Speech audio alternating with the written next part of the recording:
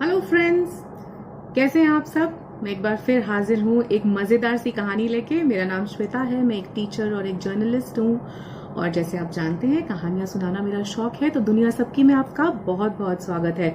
मेरी आज की कहानी जो है वो जापान के एक बहुत ही पहाड़ी इलाके में बेस्ड है। वहाँ की कहानी है। पहाड़ी इलाकों से आजकल मैं कहानियाँ इसलिए उठा रही हूँ क्योंकि गर्मी बहुत हो गई है, तो थोड़ा थोड़ा ठंड का एहसास रहेगा। इस कहानी का नाम है दिलदार बूढ़ी अम्मा। और इस कहानी में थोड़ा सा आपको मैजिक भी नजर आएगा, क्योंकि जब हम बहुत दिनों से लॉकडाउन में बंद हैं तो हल्का बहुत मैजिक लाइफ में चलता है ना।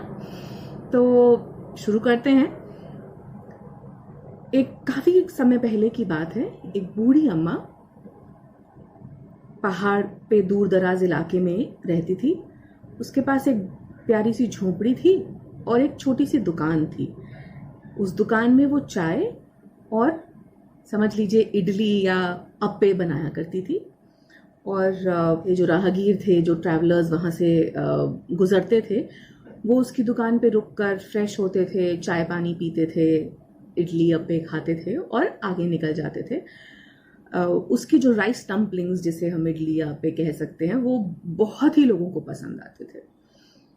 और लेकिन सर्दियों में उस पूरे इलाके में बहुत बर्फ इकट्ठी हो जाती थी। तो जो बूढ़ी अम्मा थी वो बेचारी बहुत थक जाती थी। दिन भर रास्ते भर से बर्फ हटानी, फिर अपने चाय बनाना और राहगीरों के लिए इडली अप्पे तैयार करना, इस सब में उसको बहुत थकान होती थी।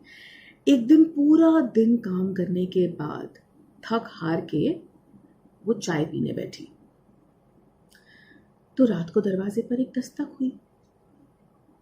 अम्मा को लगा इतनी रात गए कौन आ गया, वो भी ऐसे इलाके में। यहाँ तो इतनी रात गए कोई आता जाता है ही नहीं।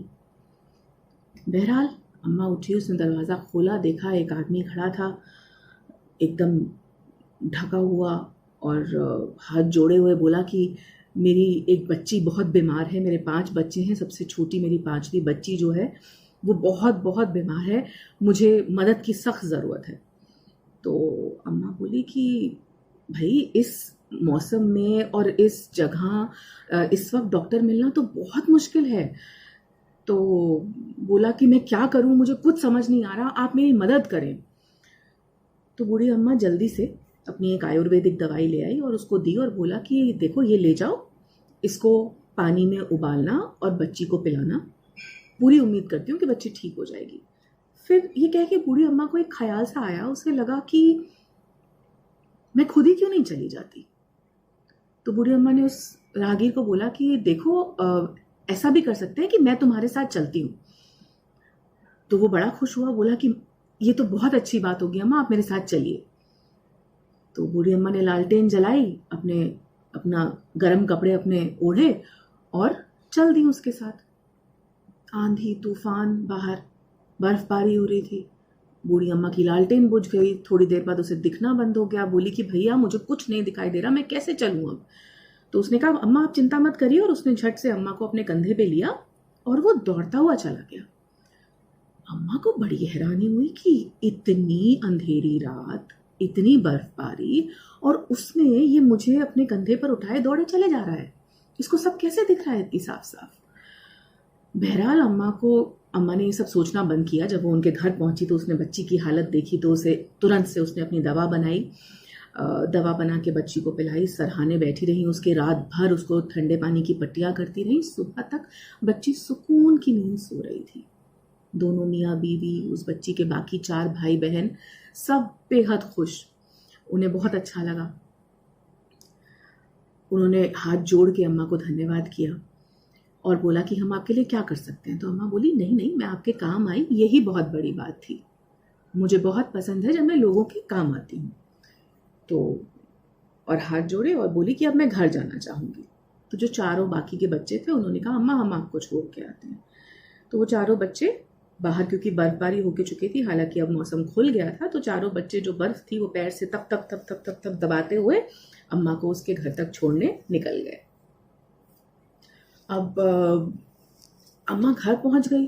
घर पहुंच के उन्होंने बच्चों को बाय बाय करा, बोला थैंक यू आप लोग मुझे छोड़ने आए। तो घर पहुंच जैसे ही वो बच्चे मुड़े, अम्मा अपने घर में घुसने से पहले देखना चाहती थी कि वो सीधे सीधे चले जा रहे हैं कि नहीं। पीछे मुड़े तो अम्मा ने ध्यान दिया कि ये क्या है, इनके कपड़ों में से कुछ ऐसे फ्लफी सा बाल बाल वाला पीछे से पूंछ जैसा क्या निकल रहा है। अम्मा ने गौर से देखा और फिर बोली, हे दैया, ये तो लोमड़ी है, लोमड़ी के बच्चे। बड़ी हैरान हुई, बोली कमाल है।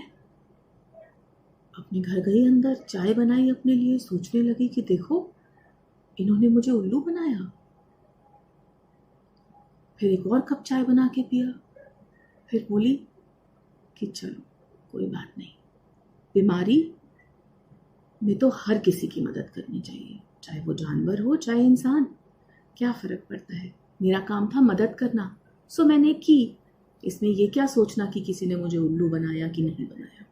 ये सोच के एक प्याला चाय पी के अम्मा सो गई। 1-2 दिन की बात थी।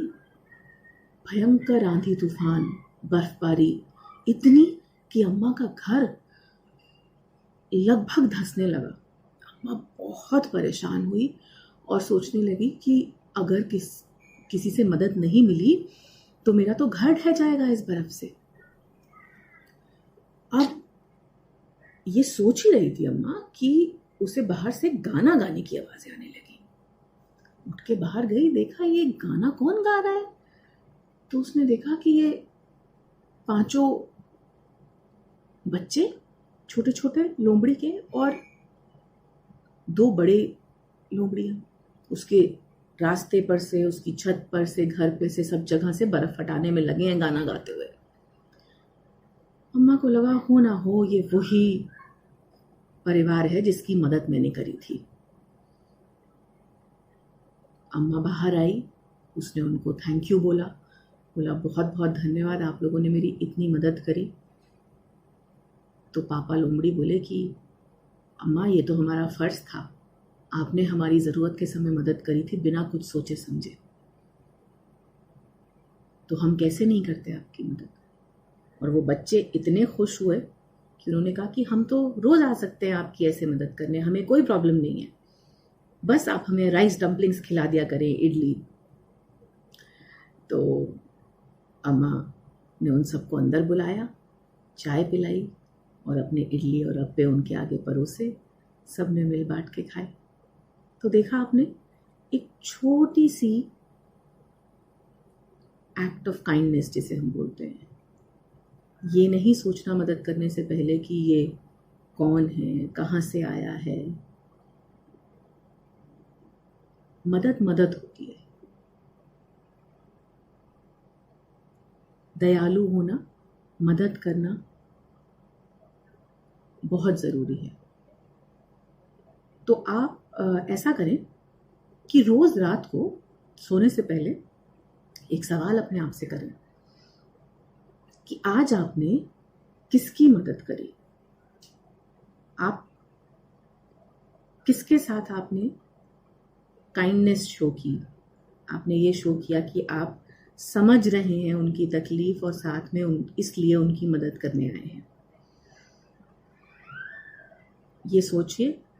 और ये कोई भी हो सकता है, घर का कोई व्यक्ति, बाहर का कोई व्यक्ति, दोस्त, कोई भी। ज़रूरी नहीं है कि हमेशा बाहर का ही कोई हो, है ना। हम घर के लोगों के प्रति भी काइंड हो सकते हैं। तो सोचिएगा ज़रूर और बताइएगा आपको हमारी कहानी कैसी लगी।